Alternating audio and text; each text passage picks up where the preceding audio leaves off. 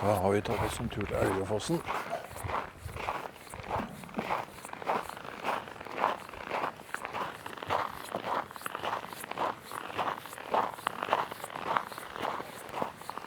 Vannet renner stille og rolig her nå.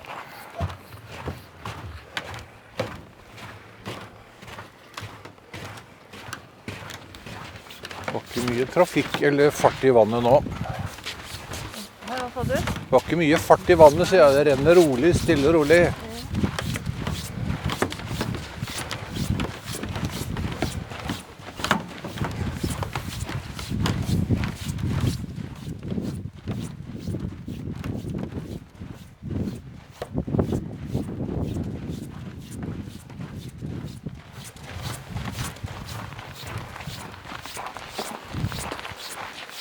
Vannet har gått kraftig tilbake. Altså, isen ligger her enda og sprukker ned.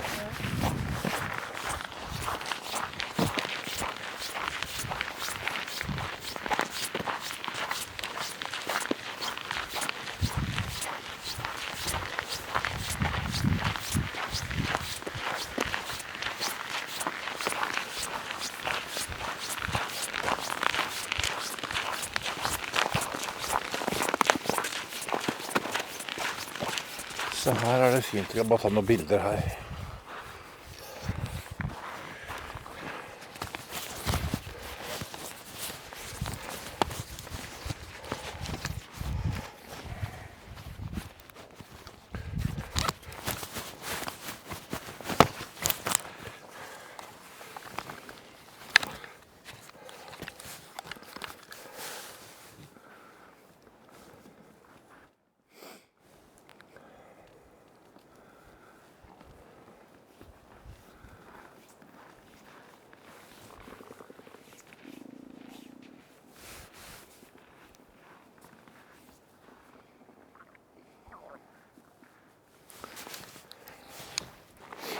Vannet har gått kraftig tilbake fra sist vi var her. Da sto det godt opp på trærne. Nå ser jeg at det har sunket unna, for her sprekker jo isen opp, og det ligger en flak hele veien. Så det har stått høyt.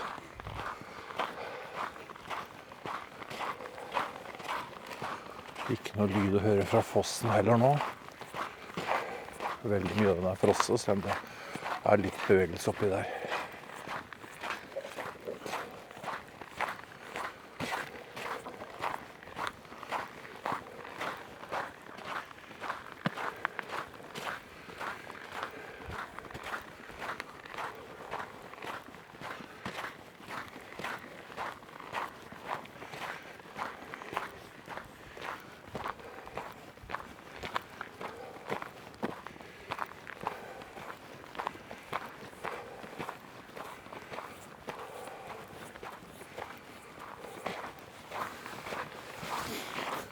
Her har vi grensa til Sverige, midt på broa der borte. Så vi får holde oss på norske siden. Grensa går i fossen her.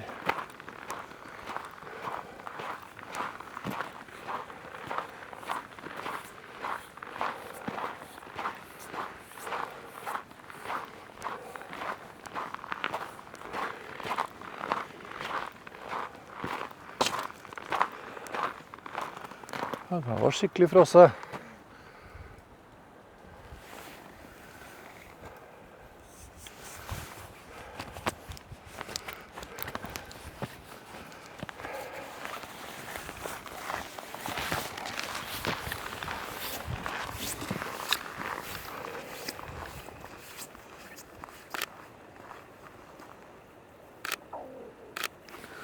Hører at det renner under isen.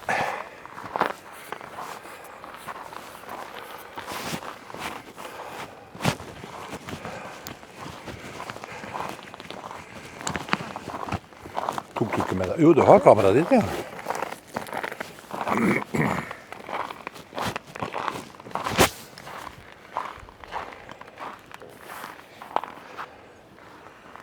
Tøffe frostsaker her.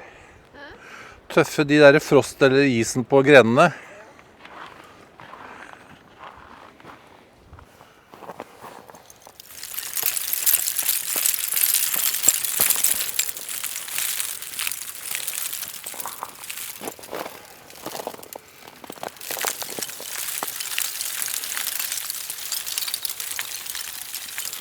Bjørketreet er helt tynga ned av ismengdene.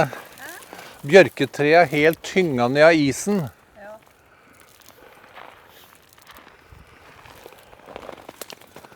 Det må være mange kilo, altså, for det.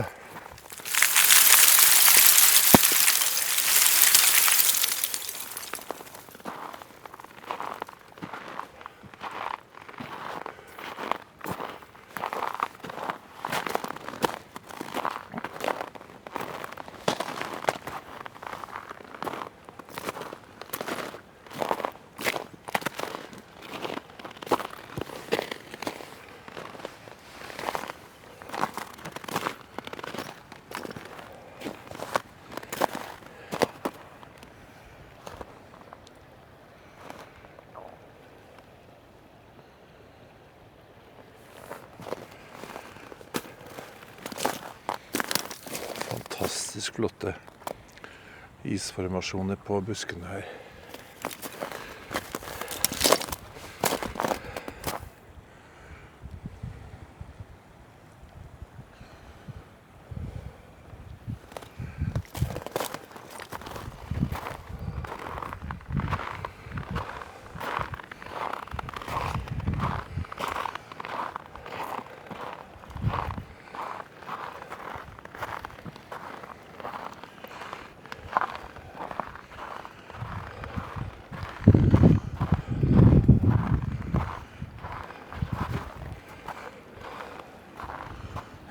Her stopper jeg her, går ikke noe lenger.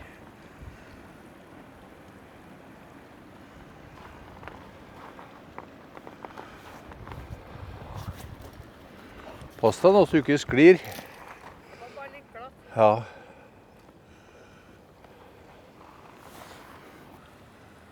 Her er vi ganske høyt oppe i fossen, eller rett under fossehenget.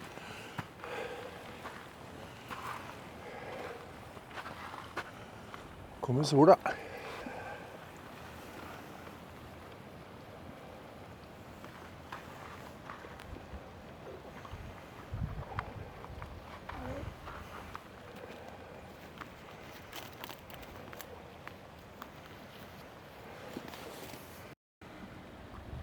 Der nede renner vannet ganske fritt. Her er i hvert fall åpen råk.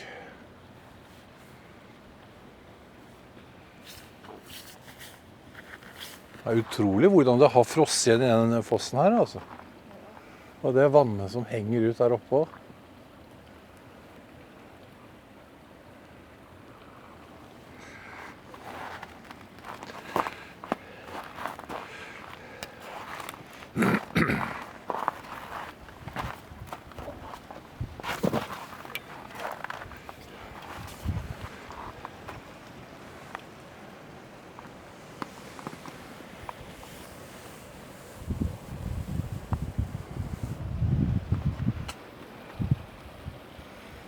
Skulle vært moro å vært her når våren, altså når det begynner å smelte og rase ned.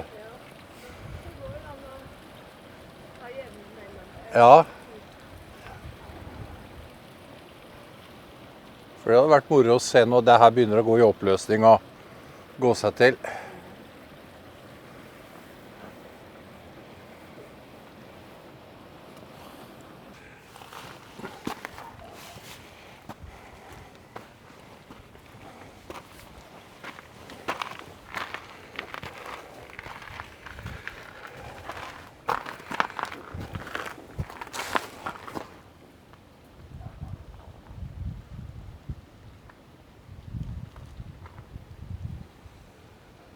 Her er vi ganske langt oppe i fossen. Stort veltet tre som ligger uti her. Nydelige isdekka grener.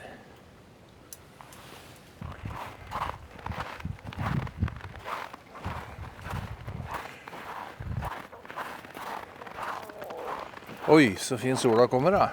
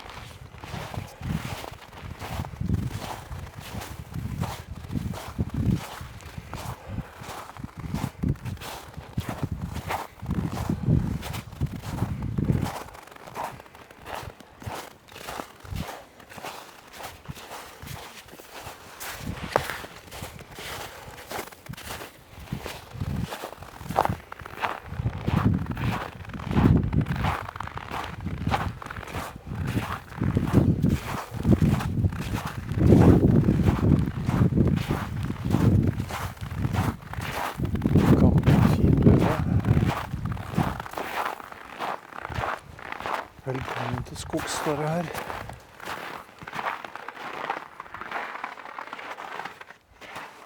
Ja, ikke mye å se inn i her nå.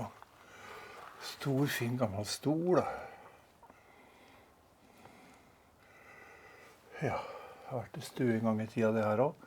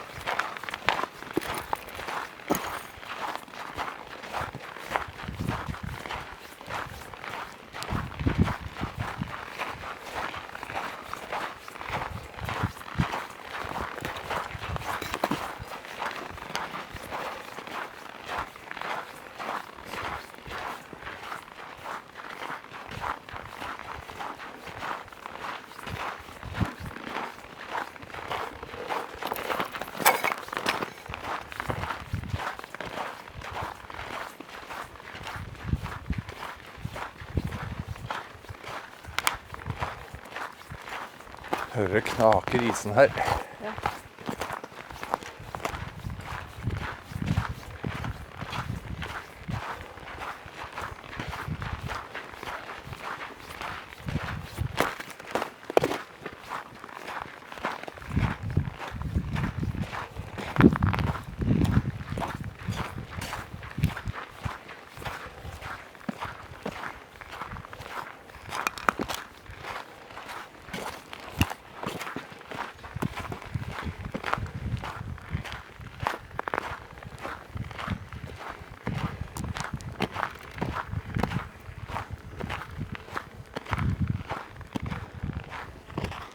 Her henger isflaka høyt igjen oppe på kviststammene.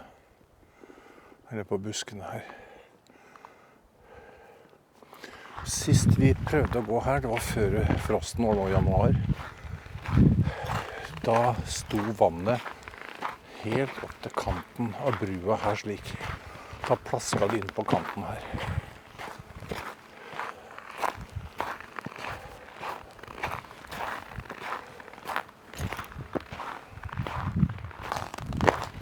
Hit sto vannet da, helt innpå her slik.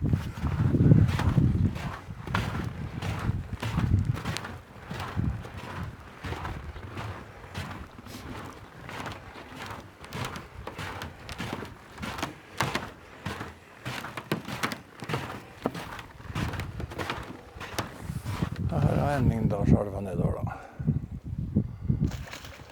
Se der.